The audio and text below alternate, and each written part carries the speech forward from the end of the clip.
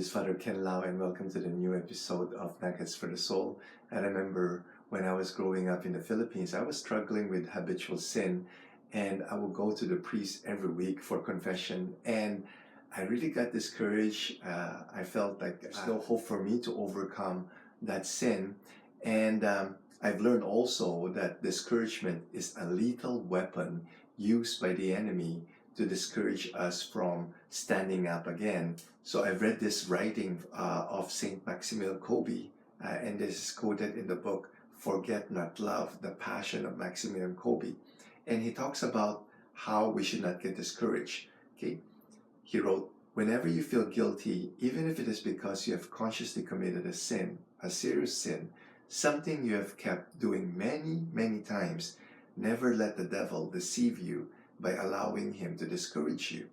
Whenever you feel guilty, offer all your guilt to the Immaculate without analyzing it or examining it as something that belongs to her. My beloved, may every fall, even if it is serious and habitual sin, always become for us a small step toward a higher degree of perfection. In fact, the only reason why the Immaculate permits us to fall is to cure us from our self-conceit, from our pride, to make us humble and thus make us docile to the divine graces.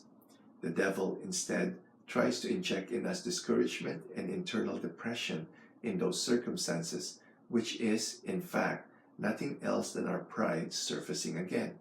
If we knew the depth of our poverty, we would not be at all surprised by our faults, but rather astonished, and we would thank God after sinning for not allowing us to fall even deeper and still more frequently.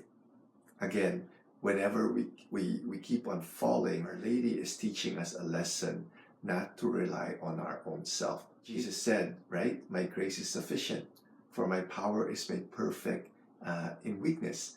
So whenever we're being tempted and when we fall, it's because we did not rely on God and in His graces, but instead relied on our own self.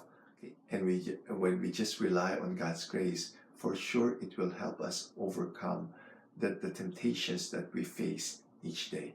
The living saint, Jesus, Mary, Joseph, we trust in you.